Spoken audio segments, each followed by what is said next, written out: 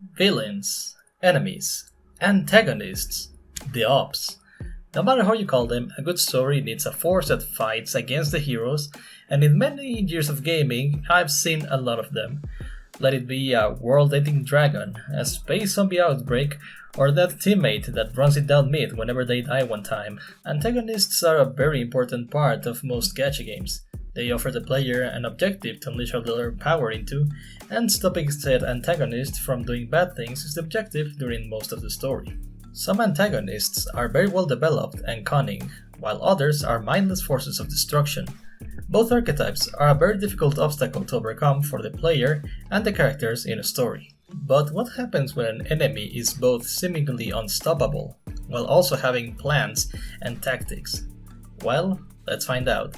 I am OXM, and today, my fellow commanders, we are investigating and explaining the Raptors from Nikke and trying to answer the question, what are the Raptures?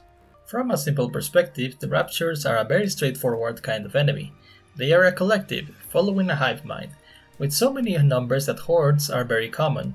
While their origins are debated, we know that initially all of them were 100% mechanical. However, a simple battery is not enough for these vicious creatures. They develop the capacity to run on organic matter. This in turn will make the Raptors inherit some organic features like elastic appendages, a kind of muscle fiber, and a substance with very similar purpose to blood. During the first days of the Rapture invasion, 100 years before the start of the game, humans referred to the Raptures as aliens and most thought they could be killed with regular weapons. However, this notion will be changed since Raptors proved very resilient, with very advanced weaponry far beyond what humanity had available at the time. Pairing this along with their seemingly infinite numbers, humanity was driven to the verge of extinction. Now, the Raptors come in many shapes and sizes. We know of at least 5 official Raptor classifications. All of them appear in the story, and I'm sure that you have destroyed hundreds, if not thousands, of these robots. At the bottom of the ladder, we have Husk-class Raptors. These little guys appear in groups, serving as shields for their bigger counterparts. They aren't very threatening by themselves, but finding a single one means there are probably many more in the surrounding area. Over them stand the Servants. Now this is not an FGO reference. This class is the workhorse of the Rapture Tide, serving as foot soldiers, most standing around 1 to 3 meters in height.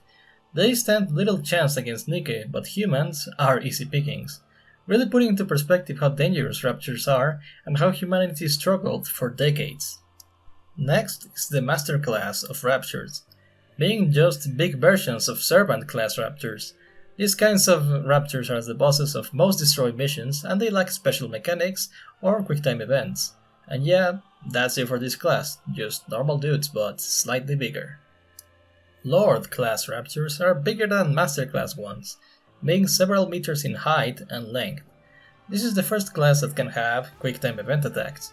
Many characters in the story refer to this class as the first major threat to unique squads. Hordes of Raptures can contain many Lord class commanders, making them more deadly and coordinated. This class is the one with the most variety. At the time of making this video, there's 38 different Lord class, and winning over the Master class that have 34. At the top of the chain, we have the Tyrant class. The Raptors in this category serve as major antagonists during the story. They also appear in Interception, Raids, and Challenge runs. All of the Tyrant class have unique gameplay mechanics and multiple parts that change their attacks and behavior. Fighting Tyrants requires a lot of firepower, planning, and support, which can prove difficult because most don't stay in one place, becoming walking disasters. There is another part to Tyrants. They are the first kind of Raptors to understand and use human language. The prime example for this is Chatterbox, a massive gorilla-like raptor that can imitate human voices. This is not his scariest fact. His power shows in his intelligence and cunning. He's capable of negotiating and persuading, using knowledge as a weapon. Heretics are a different type of enemy, not being Rapture in nature, but Nikke that due to the corruption of their minds, decided that humans aren't cool anymore and now side with the Raptures. Heretic Nikke are the result of combining human technology with Raptures. They can regenerate quickly, have advanced weaponry, they develop a special power and some can even transform into giant monsters. There is a common misconception that all heretics have a transformation. This is not the case. While many have them, not every single one does. For example, during the events of Old Tales, Cinderella became an hero after being corrupted, becoming the first heretic in the story. However, during all her time as an hero, she never developed a transformation, not even during her defeat at the hands of the Goddess Squad. Other more recent examples of heretics without transformation are Behemoth and Leviathan. While both have their special abilities, Behemoth didn't develop a transformation until her fight with the Commander and the Counter Squad, while Leviathan had to strike a truce in order to survive. Heretics themselves are very confusing because some follow the orders of a higher power, while others have unknown agendas. Nihilister explains how heretics are born from their own desires. Without human control, they can do whatever they want. This higher power is the true peak of Rapture hierarchy. The Rapture Queen is the leader of these machines, and while she is very important, there is not a lot of information on her. We have only seen her once, during the cinematic in the Old Tales event. It is said that heretics act as her personal agents, and it seems they have more autonomy than any other Rapture. However, we have seen that the Queen's control relies on the nymph present in most Nikke, making it a potential threat but not without a solution. What strikes me as strange from the Rapture Queen is not only her implication of Raptures having a gender, but her physical appearance, being a human woman. If Raptures are considered aliens, why does their leader look like an inhabitant of the planet they're attacking? This could potentially lead to the theory that Raptures are actually man-made creations.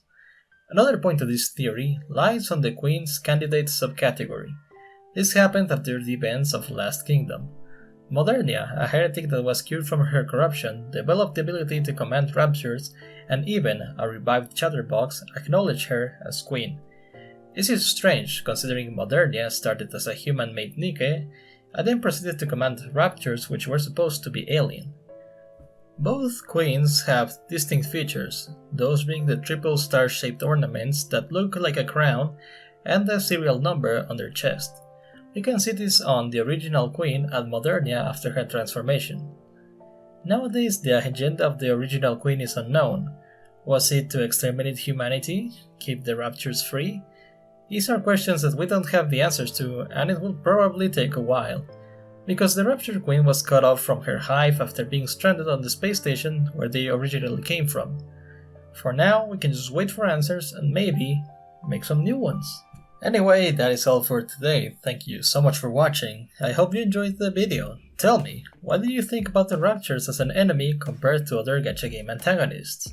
I see all comments and heart many of them. Don't forget to like if you enjoyed, and subscribe for more lore content. If you want to see me be a gamer, follow Twitch and check YouTube Shorts. Stay safe, and I will see you, Commanders, in the next one. Bye bye.